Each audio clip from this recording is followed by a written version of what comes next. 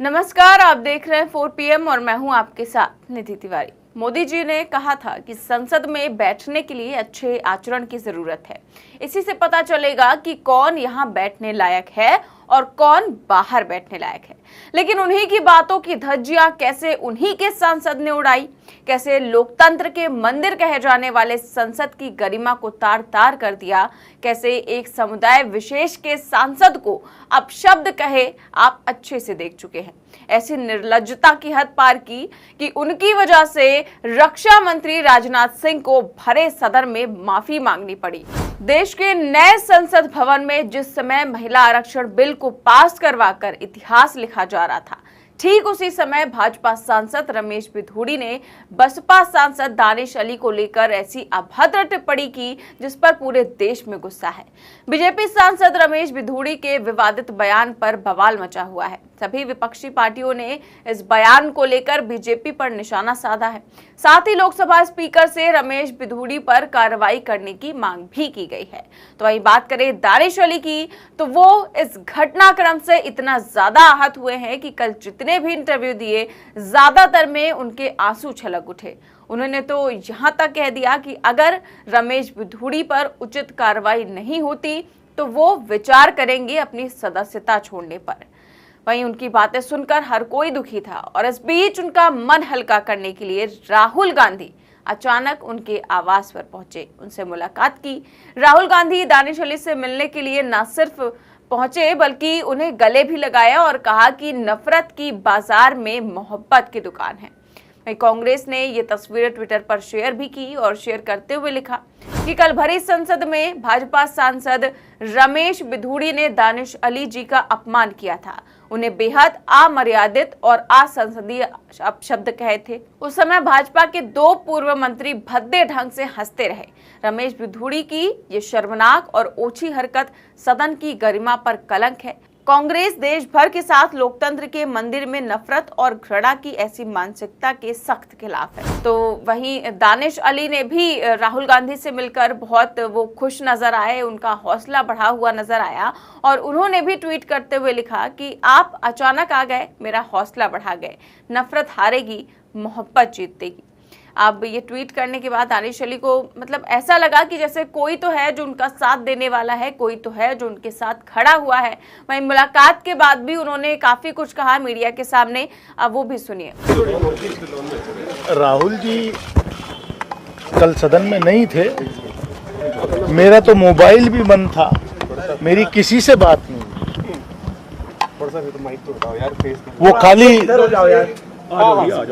Solidarity के लिए,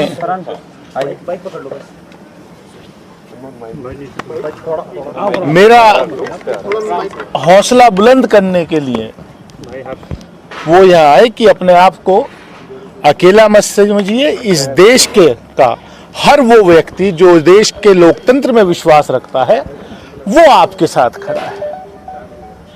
और क्या कुछ कहा राहुल जी ने? आपसे मुलाकात हुई रमेश बिधूड़ी के व्यवहार को लेकर, उनकी लैंग्वेज को लेकर?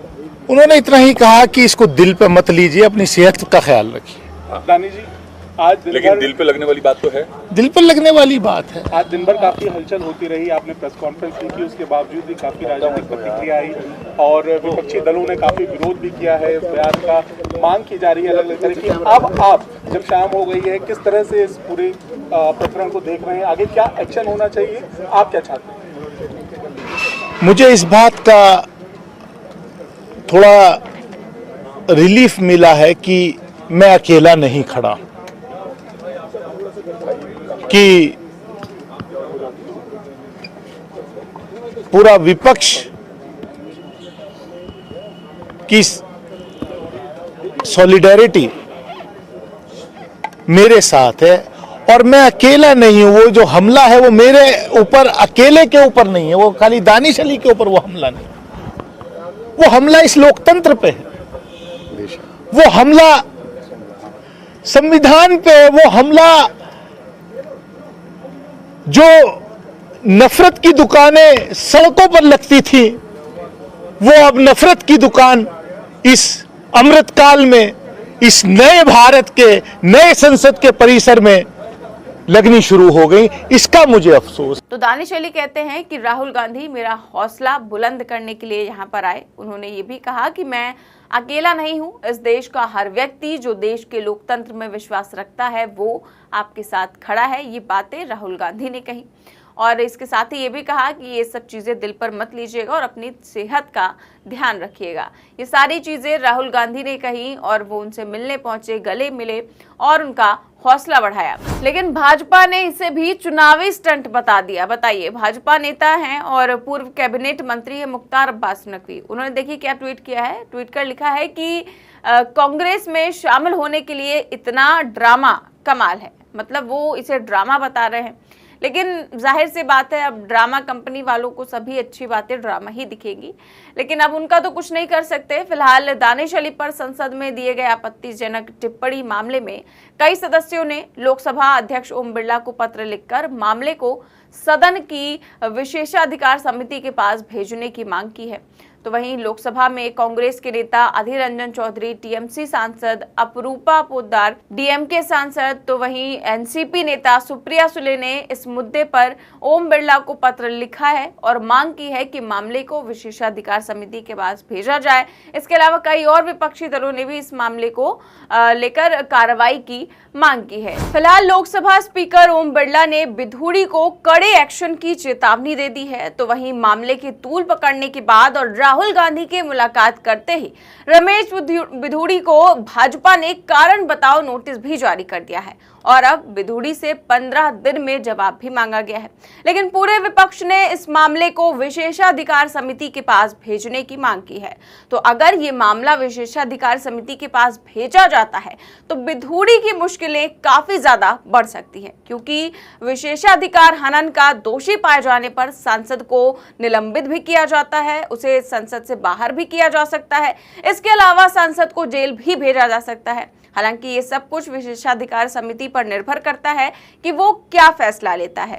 वहीं जो बीजेपी के नेता जो हैं वो राहुल गांधी के इस मुलाकात को चुनावी स्टंट बता रहे हैं। अगर बीजेपी के किसी नेता ने जाकर उनसे मुलाकात की होती तो शायद ऐसा समय देखने को ही नहीं मिलता और शायद थोड़ी तो इज्जत होती लोगों के दिल में उनके बीजेपी के लिए। फिलहाल देखते हैं अब आगे इस पर क्या कार्रवाई होती है, क्या कुछ होता है, ओम बिरला क्या एक्शन लेते हैं। फिलहाल इस खबर में बस इतना ही। देश और दुनिया की तमाम बड़ी खबरें जानने के लिए देखते रहिए 4 PM न्यूज़ नेटवर्क। नमस्कार।